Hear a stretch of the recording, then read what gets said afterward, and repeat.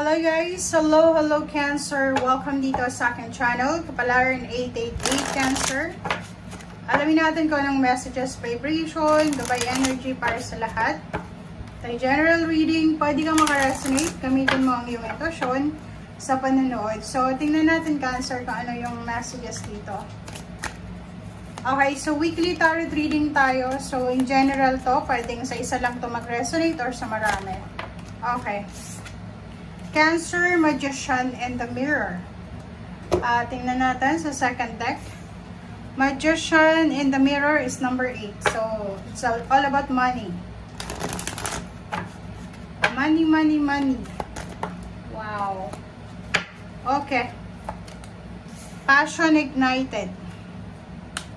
Cancer, in a relationship ka man, single, or ano man ang status mo sa buhay, sinasabi sa'yo dito ng barahan na simulang ngayong March 10, posibleng magiging balanse. Magkakaroon ng balanse yung usaping pera sa'yo. So, ang ibig sabihin yan, kung may mga pinagdadaanan kang financial balances, mayroon kang imbalance sa buhay mo. Like, marami kang utang, marami kang trabaho, marami kang career. Di ba yung parang nagmo-multitask ka? May full-time, may part-time, pero wala kang pera. Dito sa linggong ito, sinasabi na ngayong linggo, magsisimulang magiging balanse yung buhay mo. Okay? And sinasabi ng baraha sa'yo dito na this week din, may mga Cancer na sobra-sobra silang magiging passionate. Sobrang dedicated sila. Okay? So, sa linggong ito, may nakikita tayo ditong Cancer na sobra-sobra silang magiging masipag, confident, ano pa ba? Sobra silang masipag, confident, and sobra-sobra silang magiging determinado sa kung ano talagang gusto nilang mangyari sa buhay nila.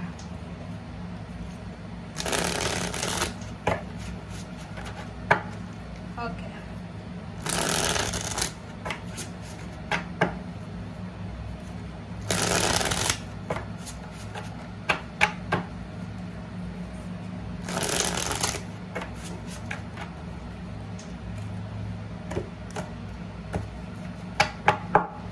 Okay.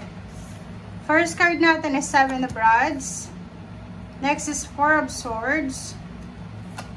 Next is the Hierophant. And then, 5 of Pentacles. So, kung makikita mo dito, Cancer, nakikita ko yung 7 of Rods. Talagang may kailangan kang proteksyonan, may kailangan kang ipaglaban. Napakasipag. So, this week ay wala namang iba dito kasi normally talagang masipag ka, talagang desidido ka, determinado ka. So nakikita ko sa'yo dito na magiging sobrang abala ka sa linggong ito. Okay? 4 of Swords, nakikita ko sa'yo dito na kailangan mo ng assistance. Diba? Parang ang sinasabi dyan sa'yo, Cancer, na hindi ka dapat nagsasuffer mag-isa.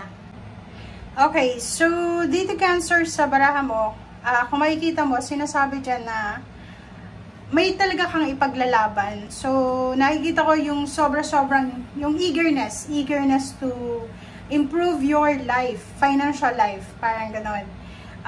Nakikita ko sa'yo dito na kulang ka sa pahinga. Parang parang yung Cancer na to ay sobra-sobra siyang workaholic. Parang lahat ng bagahe, challenges, pasan-pasan niya. Okay? So, kung makikita mo dito, itong Hierophant na to, sinasabi ng barahan na, siguro hindi naman masama humingi ng tulong. Hindi naman masama humingi ng like for example, protection, kalinga, help, diba? Kasi parang nakikita ko sa'yo dito, may mga Cancer na mayroon silang pinagdadaanan na financial problems. Nandito ka sa financial problems, 5 of Pentacles. Pwedeng may problema ka sa health mo, pwedeng may anak ka, may sakit, pwedeng asawa mo, pwedeng girlfriend, boyfriend, parents. Nangangailangan ka ng tulong. Or pwedeng ikaw yung breadwinner.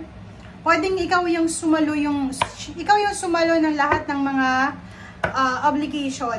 Ikaw yung parang ikaw mismo yung naglagay sa sarili mo sa kanyang sitwasyon, parang gano'n.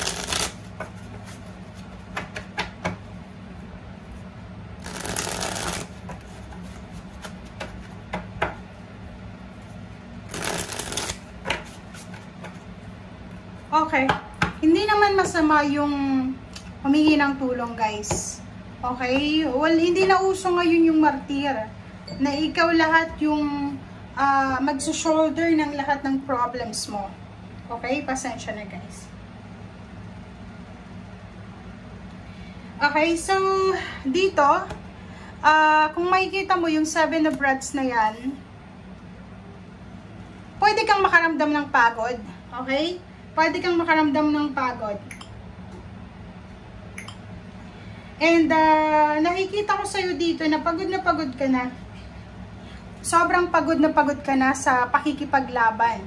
Sobrang pagod na pagod ka na sa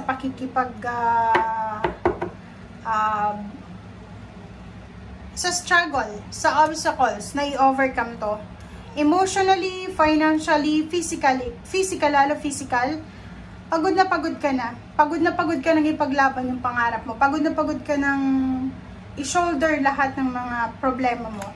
But nandito yung Wheel of Fortune. So, yung Wheel of Fortune ay nagsasabi sa'yo na huwag kang matakot. Okay? Huwag kang matakot, huwag kang mag-alala. Dahil magbabago yung takbo ng buhay mo. So, ibig sabihin ng Wheel of Fortune is hindi pa huli ang lahat. Everything happens for a reason. Lahat may dahilan. Lahat may kung ano yung nangyayari sa'yo sa ngayon. Meron yan na kumbaga kalakip na rason kung bakit nangyayari yan. Okay? So, huwag kang mawala ng pag-asa. Tuloy ang laban. But make sure na magpahinga ka rin. Okay? So, nakikita ko sa linggong ito, nandito yung 5 of Rods, nandito yung 10 of Pentacles. Sobra-sobra kang workaholic. Sobrang workaholic. Ilalaban mo talaga lahat ng mga pangarap mo sa buhay, which is maganda, diba? So, yung 5 of Rods dito, nakikita ko na umiwas ka sa mga diskusyon, umiwas ka sa mga pakikipagsagutan, umiwas ka sa gulo, umiwas ka din sa mga okasyon, parang ganun. Kasi mabilis kang matrigger, mabilis na matrigger yung emotion mo, pwede kang magalit, pwede kang mairita, so much better na umiwas tayo sa gulo sa linggong ito. And eto sa ilalim niya, Page of Swords. So, nakikita ko sa'yo dito, mag-focus ka sa mga paparating sa'yo. Huwag kang mag-focus sa kung anong nawala sa'yo, kung ano yung nangyayari sa ngayon, kasi pwedeng magbago ang lahat. So, yung 10 of Pentacles, nakikita ko sa'yo na tuloy lang. Kasi itong financial success na to, financial abundance and prosperity, ibibigay yan sa'yo ng Panginoon kung talagang deserve mo and kung talagang pinagpapaguran mo. Diba? So, nakikita ko sa'yo dito, and huwag ka din maniwala sa mga gambling na yayaman ka sa loto, yayaman ka sa sugal. Hindi. Yayaman ka dahil sa 7 of Rods, dahil sa pakikibaka mo sa totoong buhay. Hindi dahil sa swerte ka, kundi dahil sa masipag ka. Okay? Thank you, guys. Bye!